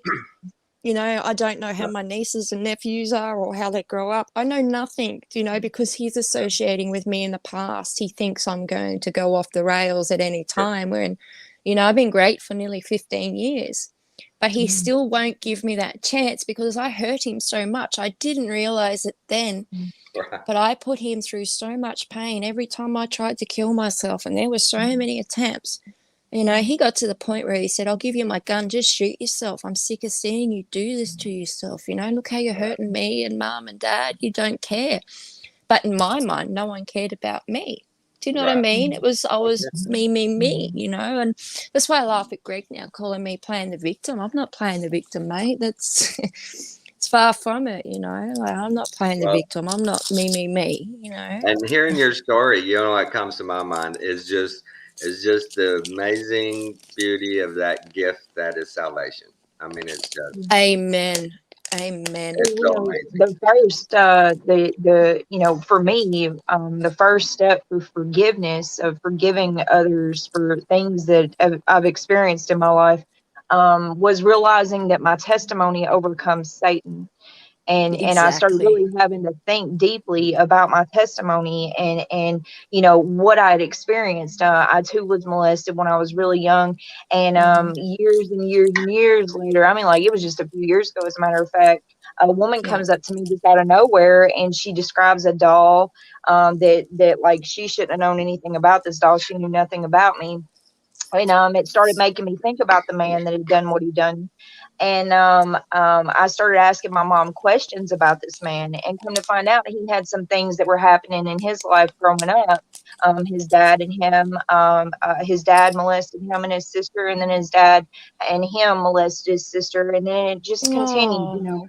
And so he learned yeah. that, and it helped me to forgive him, and I truly 100% have. Oh, And wow. I realized, because of going through what I went through as a child, with the molestation, and then all the thoughts and the demonic thoughts that would happen in my Mm, mind because of that, it helps me now as a tool for the kingdom of heaven, to others. hallelujah. I'm able to talk Hallelujah. to others, and it's like Jesus will help me, you know, the Holy Spirit will move through me, Yeah. and I'll Yep. pinpoint, and I'll realize, oh, this person had the same thing going on, the spiritual oppression that I did, because I was molested. And so I ask questions, and they're just open up, you know, and they have the same things, and I can relate to them. We can really talk about what's going on with them. It's just, and it helped me in every situation of forgiveness. I have two that Oh, I'm pretty positive I've not forgiven, just because when their names come up, I get sassified in my voice. I can kind shivers of hear down your it. spine. Yeah, I can hear it in your Right. tone now. Yeah. Yeah, Yeah. right. But I know that.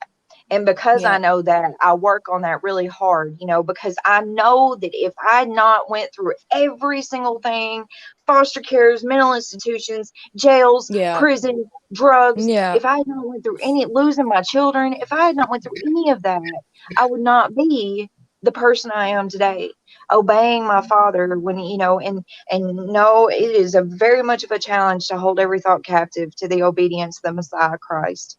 It is a bit of a challenge, right? Because Oh, daily we sin, and we sin up Right. here more than we do anywhere oh, else, you know. yeah. It's Yeah. weird.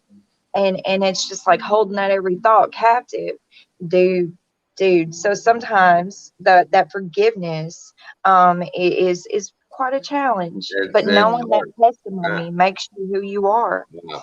I, Praise And Jesus I that sit here and you listen to you two, have been healed. That is just, oh, hallelujah. And I'll and I pray for listen to you. you Yeah. guys, and I'm just like, I don't know whether to be just so heartbroken that you Yeah, had it's to hard. go through Yeah.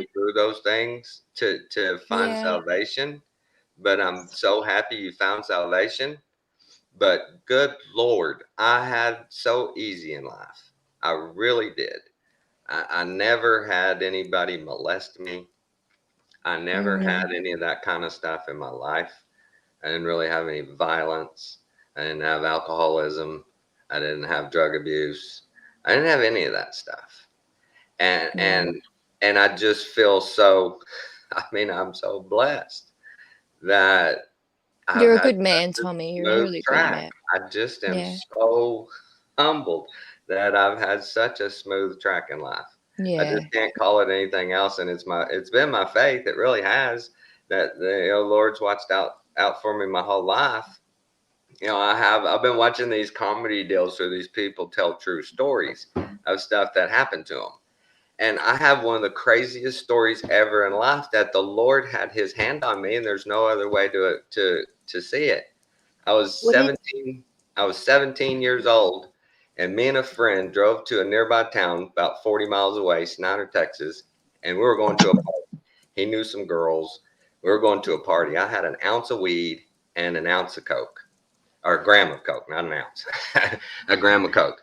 So we go party, man. We're partying all night. 2 o'clock, 1 o'clock in the morning or so. We have our girls we've met, and we head back into town. This party was out the edge of town, and we head into town. Everything's cool. Woo! Lights come on. We get pulled over. I'm wasted, guys. I'm toast. I am so stoned and drunk and coked up.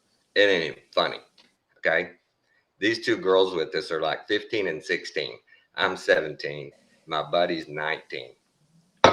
We pull over. Cop comes to my window. What are y'all doing? So, well, we're taking these girls to their car. We're fixing to head home. And he goes, do you realize you had your bright lights on? And I said, no, I did not. We were out in town. We were outside of town in the country.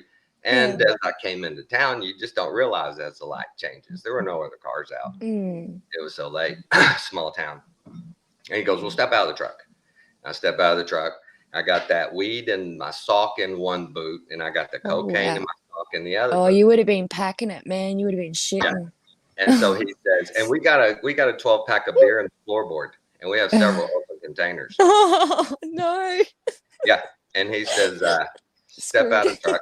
So I Oh, step out of screwed. the truck, and I'm praying the whole time. And he's Yeah. walking me back, and he says, I need you to, and he does the heel to toe walk and turns around and says, I need you to do that. And I said, okay. And I start going, and I go to turn around, and I slip my fall. Bam! I hit the ground. Snap. I fell Oh, clean out, fell straight on my ass, got up, and he goes, that was pretty rough. I said, yes, sir, it was. That was rough. oh, he said, wow. He says, where y'all going? I said, seriously, we're taking the girls to their car. It's right there at Sonic, and we're heading to Big Spring. And he handed me my license. He said, be careful. Oh, wow. I got in the truck. No other commentary. I got in the truck and said, shut the fuck up. Don't ask nothing. Don't say a word. And I pulled over, and the girls got out, and we headed to Big Spring. And he's going, dude, what the fuck happened? I saw you fall down. What the hell? The I'm Lord like, touched you at the right I don't time. know. I don't know what happened. I have no idea what just happened.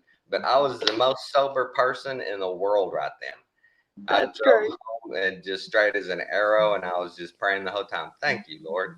Thank you, Lord. Why me? I was in jail. I should have been in jail. Oh, he touched you at the Should right not have let time. me keep driving. Oh, wow.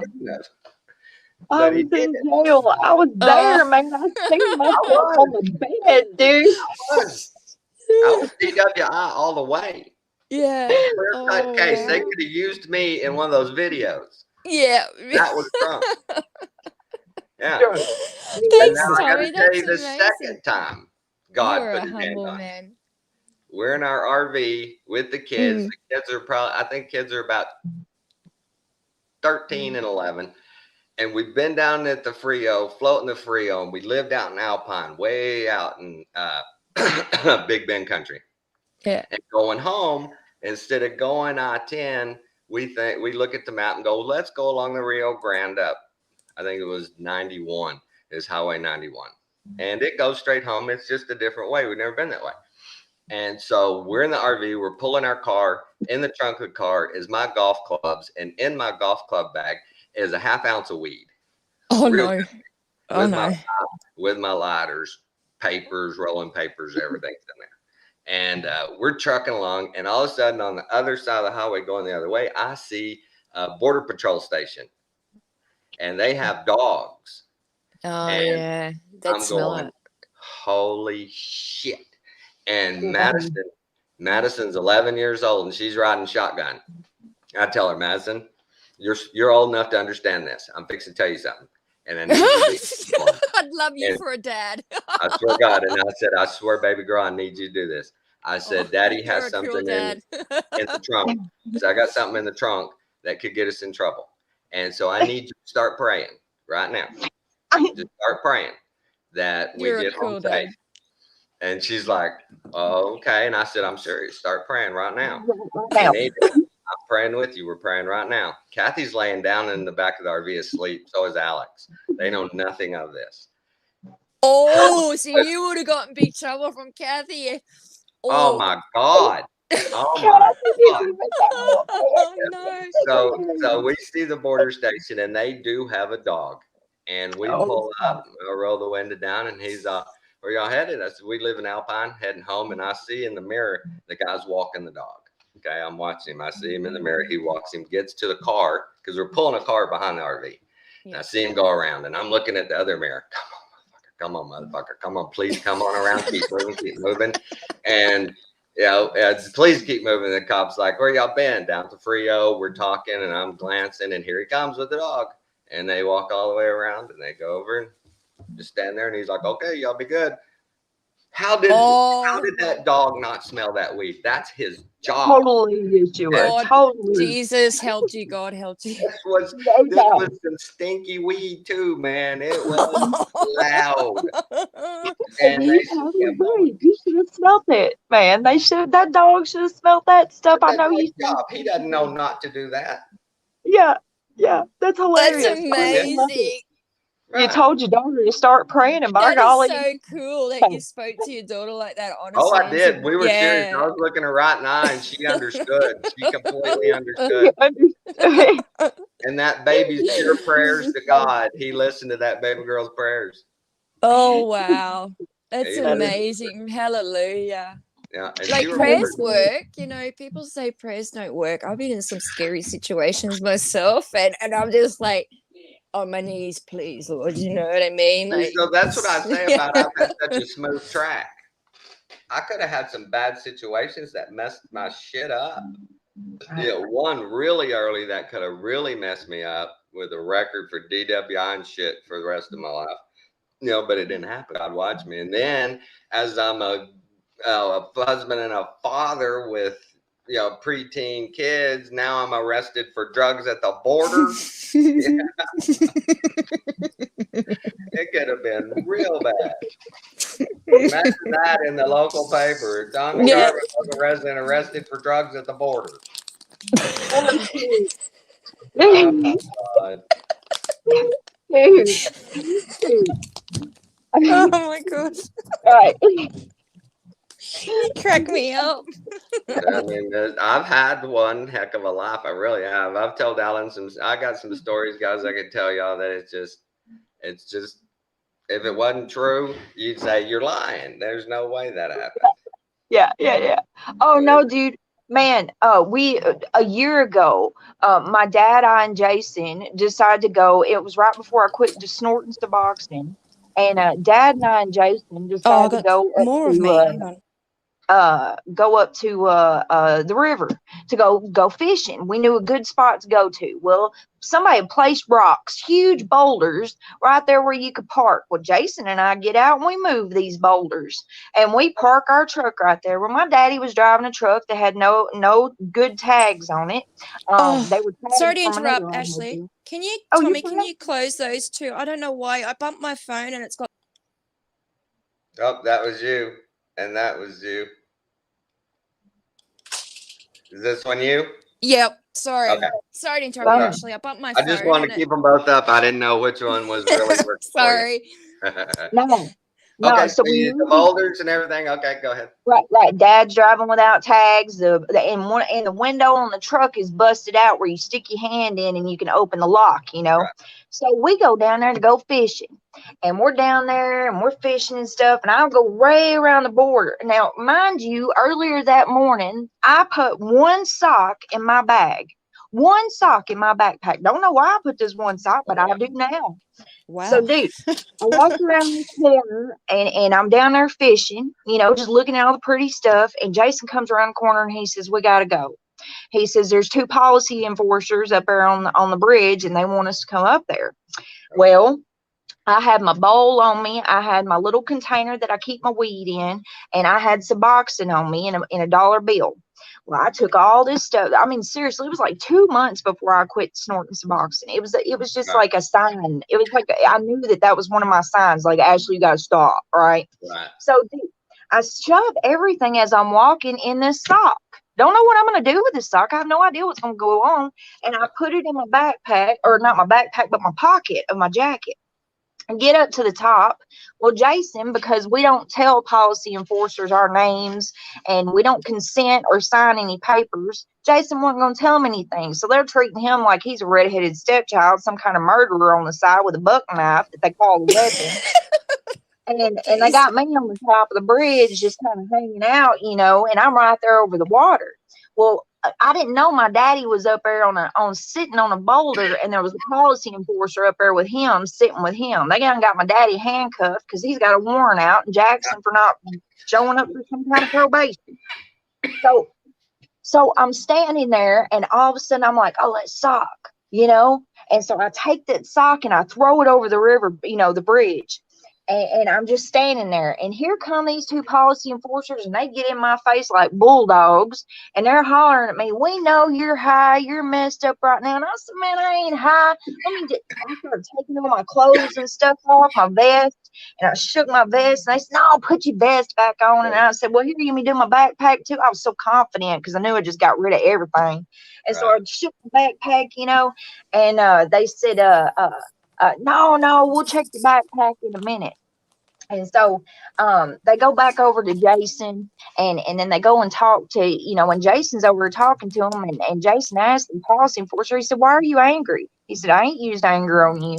And I watched that policy enforcer calm down. And he kept asking Jason, he said, "Where are you from?" And Jason said, "The kingdom of heaven." And he said, "Well, where do you live?" And he said, "The kingdom of heaven." And so the policy enforcer didn't know what to do with that.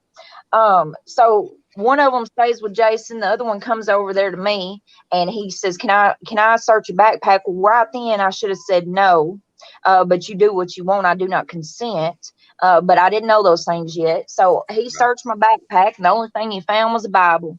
And he said, "I see you walking around town all the time reading this Bible." And I said, "Yeah." And I said, "Do you believe in Jesus?"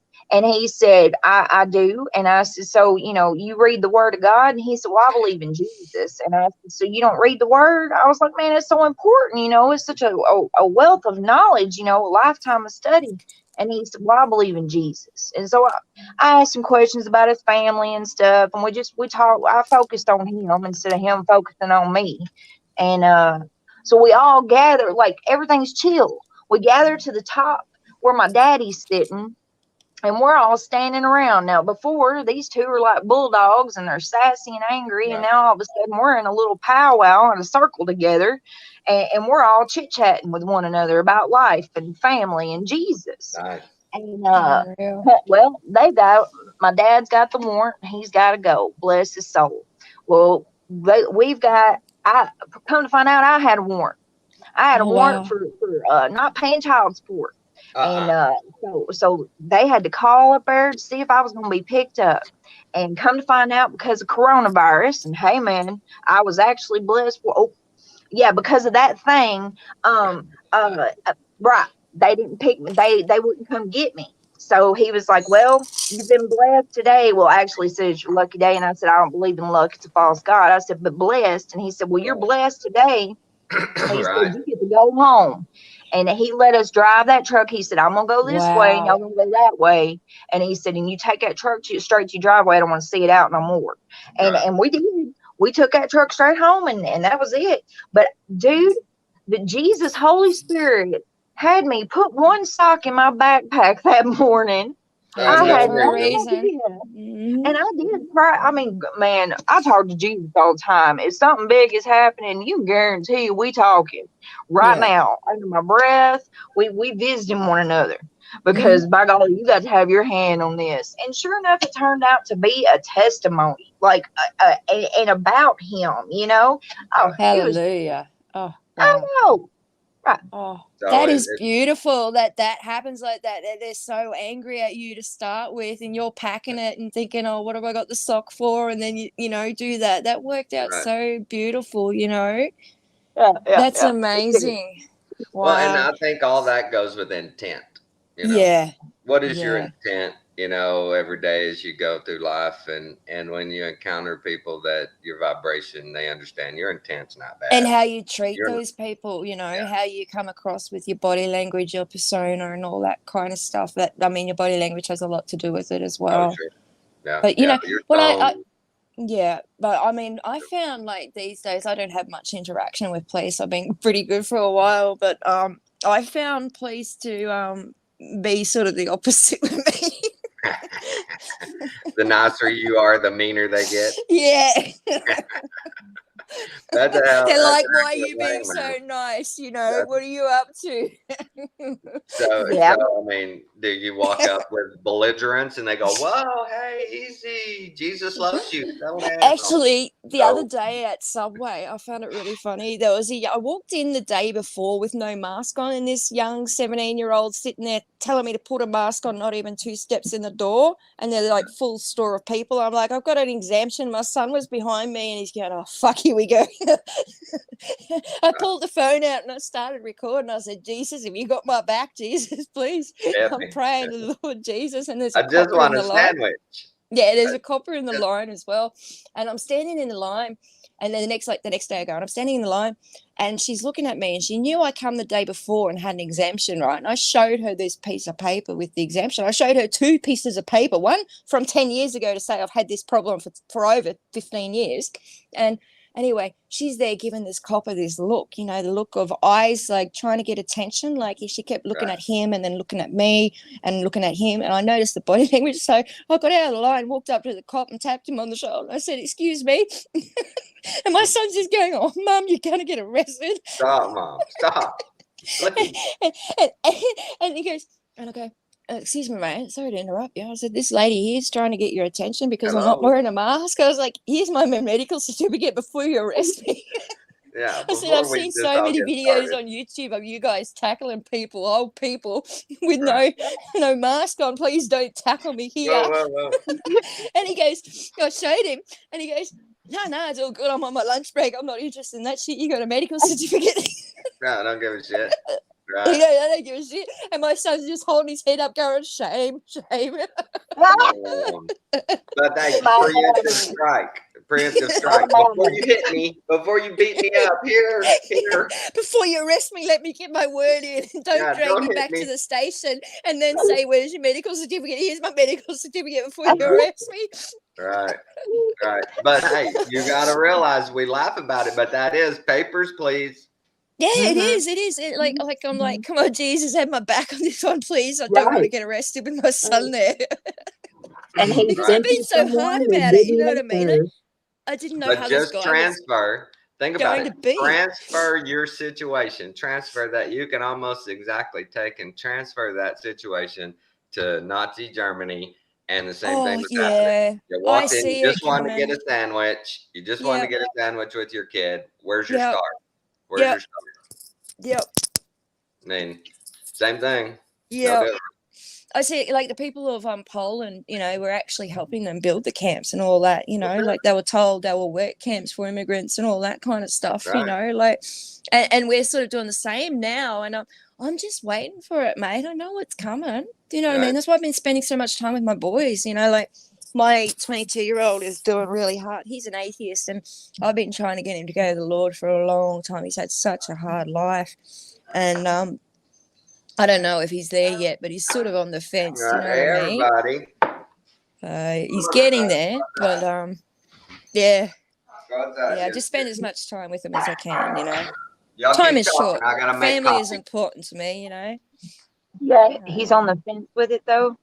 Yeah, it's sad. Like, he's on the fence. Like, he's like, if there's a God, why would God let us suffer like this? And I told him about Lot and everything, and explain what happened to Lot and how Lot lost everything because of his beliefs and whatnot. And he's like, "Mum, how can you be so positive?" And I said, "Love, I understand your pain. Like, I was you. Once I was you growing up. I understand your pain." And I'm like, it's only the trauma that I've been through that has allowed me to grow like this. This is why I say I would not change it for the world. Yes, it was hell. Do you know what I mean? It was like my brother, he abused me from the age of 3 until I could run away from home at 12, 13. You know what I mean? And it was hell. I grew up thinking that was normal.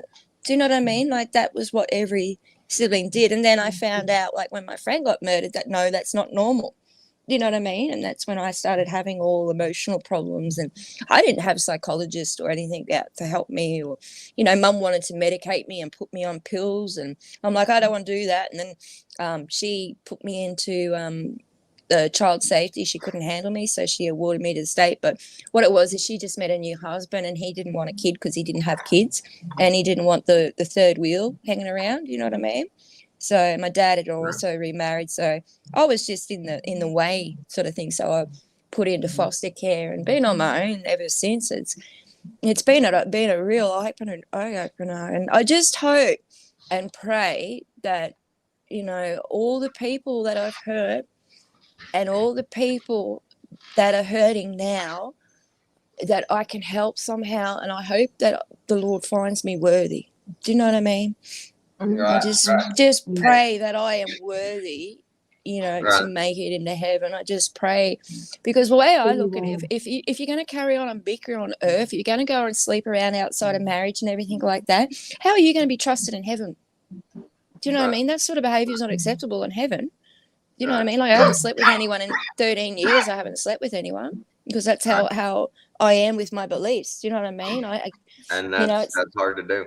That's it is admirable. very hard to do. It's about controlling your desires, and you know, it's been tough, but I've got there. And my son said to me the other week, he actually thanked me for not having, like, the woman at the back, she's got a new bloke every couple of months, and that poor girl, it's the same age as my youngest son, and she's Parading men just in and sick out. of it, you know, a new bloke in the house, and the mother's being a slut and all that kind of stuff, and it doesn't give the daughter any good morals. Do you know what I mean? Like, I've got a young man here that I've got to teach responsibility and morals to, you know, and having a man coming and going and sleeping with a man out of marriage and all that, that's not acceptable. Do you know what I mean? So I put all my desires, all my feelings to one side, and that's out the door, because I've got a job. I've got a responsibility. I gave birth to that child, and my job is to raise that child and show him the way of the Lord, as the Lord has asked. For sure. Oh, hey, I got to tell y'all, Hey, Ellen. I just saw Ellen. speaking of, I got to show y'all a picture that I think is just, hold on. This has been great to chat with you, Ashley. I've been wanting to catch up with you for a while. I've been so busy with everything that's going on. So it's been great. Yeah, it's beautiful. Yeah. I would like to know your 23-year-old son's first name. Jai. All right, everybody. Y'all got to tell me. Y'all got to tell me if J-A-I. this is not a postcard. Jar? What is this? Oh, is that your little grandbaby? That's my granddaughter. It's in the comment, Jai. Oh, beautiful. And you're just a precious little Is that thing. not Oh my like a postcard right there, a Christmas card? Well, I don't know. But she's adorable. Mm. Oh my God, that's all I gotta just eat her up. Oh, well. So tiny. How big is she now? She's almost 15 pounds now. She's growing good. She's doing great. Wow. Yeah. She's So just peaceful. adorable. Oh. I know, Yeah, so peaceful. She was a week early, week and a half early. Well, she turned out to be just fine. She was 5 pounds, 15 ounces, 5 pounds, 13. Oh, that's a good size. Yeah. Yeah. Well, my daughters were both, one was 8 pounds, 11 ounces. The other was 8 pounds, 13. So. But for a preemie baby, like a month's preemie, that's not too bad, you know. Yeah, but what a blessing. You know, you guys talk about growing up and knowing people that were runaways, wanted to run away. Y'all had those troubles. My biggest worry was I going to get a bologna and fried egg sandwich today? Yeah. That was my big problem. Man, no bologna. You know, it was just, wow, I was so blessed. Just so blessed. But Tommy, what I like about you is you're so humble. Do you know what I mean? That's what I really like about you. You know, really like, don't be embarrassed, Tommy. Please don't be embarrassed, because yeah, and I just pray that you don't, you know, suffer like when you do go through those experiences of death and learning how death can touch you. I just pray that the Lord Jesus is with you, and that we're here around still so we can support you, because that's the most important thing. You know, they say time heals all wounds, you know what I mean? But it's not that. It's what you do in the time that heals. It's not the time that passes. It's what you do with your time that heals, you know? Yeah. A couple of weeks ago, me and my brother talked after my dad got diagnosed with that dementia. And I told my brother straight up, I said, this isn't going to be pretty. No, it's horrible dementia. And I I'm said, sorry what we about need that. to do is convince them right now to they've always told us, we're leaving you an inheritance, we're leaving you stuff. And me and my brother have always said, we don't need it. We don't. We're successful in our own rights. We're fine. We don't need it. So we told them, start giving your shit away. While you can still think straight, while you understand everything, you love this person, give them whatever it was they've ever said they admired or wanted or That's whatever you beautiful. wanted. Yeah. Just start giving it away. We don't need it. You are so humble, like my mum and her brothers bickered and bitched over the inheritance and fought and went to the lawyers and all that kind of stuff. And then my mum turned around and said, we're not leaving you kids anything. We're doing a ski. And I said, what's ski? And she said, spending the kids' inheritance. She said, you kids are getting nothing, and like she's been able to do stuff. And it's just like, well, she will leave my son and my boys a house. Do you know what I mean? Because I told her to leave me out of it because I've had so much help from her throughout my life that I don't want another thing from them apart from the phone call. Right. That's all I want from them. I don't want money or anything. I just want them in my life, because I know time is short and I have missed out on a lot with them, because I didn't speak to my parents for a long time when I ran away because of what happened. So I have missed out on a lot of time, and that's kind of what I'm doing now is catching up. Do you know what I mean? I missed out so much. So I cherish every day that I have that they're still here, Yeah. Set your word, your heart on the word and just go forward in the word. And, like I said, have your discernment and your good vibration wherever you go. And I totally believe it's just going to be like smooth waters. It's going to be a few rough spots, but it ain't going to be no tsunamis. Yeah, it's not good. There's Mama. Good morning, dear. I'm live streaming. Hi, Cassie. Still in her PJs. Where's Diesel? He's probably in the pantry. There he is, right there. Just a lovely lady. He's dog. Going to do her lady stuff, washing the clothes first thing in the morning. Boom. Well, guys, everybody's up and around here. I appreciate it. All right. It's been great to chat to you guys. It's been a happy share. That's great. You guys, thank you for sharing your story, Ashley. I really appreciate it. It's good to know that I'm not the only one out there. And it's beautiful. And Tommy, I'm just amazed at you, man. You're so humble. It's just beautiful, It's sad. It's retarded. No, it's not. It's beautiful to know that there are people out there that have had good lives, because we wondered growing up, do people live good lives? Everybody out there had good lives. It got to be something they're having, by golly. I didn't, and I appreciate you guys. To be such a humble and gentle, meek man. You don't find very many humble and meek men. It's rare. It is rare. Yeah.